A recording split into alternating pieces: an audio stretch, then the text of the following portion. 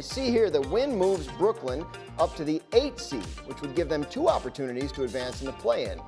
Despite not having a playoff spot clinched, the Nets still have the second shortest odds to win the entire Eastern Conference, according to Caesars Sportsbook. I want to bring Brian Windhorst and Zach Lowe back in. And Wendy, I just want to ask you, the Nets, we don't even know if they're going to make it past the play-in.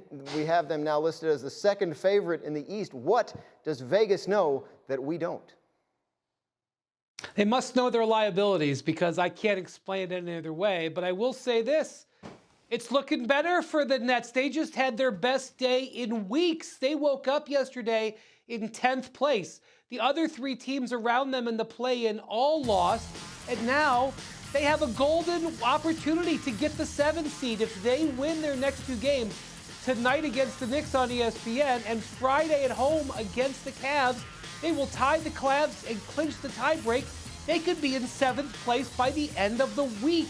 And considering that they were looking at having to go on the road and win 2 games just 24 hours ago, that's terrific news, in addition to the fact that Kyrie Irving has broken out of a little slump he was in with that performance. Zach, do you think this is a team that could be a factor if they do get past the play-in? Absolutely. And to Wendy's point, to me, the biggest storyline in the last week of the season is where the Nets finish, because it's not just about where they are in the play-in tournament and whether they can play at home or have 2 shots. Miami's first in the East. Then there's a 3-way tie, 2, 3, and 4.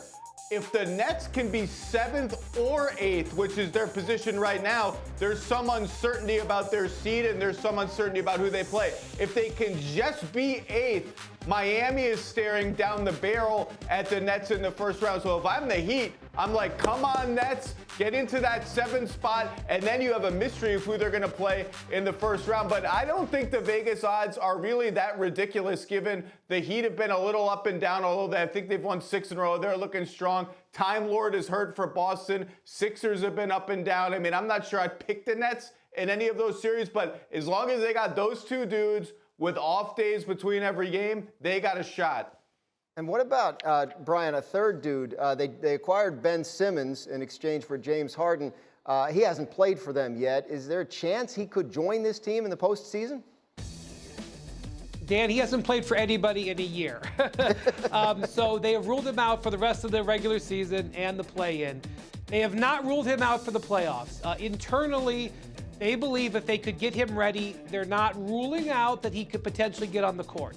However, having said that, because he hasn't played in a year, they are not going to skip any steps. He will have to go through contact practices and recover, ramp up workouts and recover. And right now he hasn't started that process. So I'm not ruling it out, but I'd still say it's highly unlikely. Zach, it feels weird to ask because they've never had him, but can the Nets make any kind of run without Ben Simmons, or do they need him for it? I would characterize the non-Simmons Nets like this. I think they can win any one playoff series in the East with the exception of maybe Milwaukee. And even that, if you get scorching hot, you got a shot. I don't think they can win 3 and make the finals. I think the top of the East is just too good. So can they make a run? It depends how you define run. Can they make the second round? Yes. Can they make the conference finals? Maybe. Can they go further than that without Ben Simmons, with Seth Curry injured? I don't see it. All right. Thank you for watching ESPN on YouTube. For live streaming sports and premium content, subscribe to ESPN+.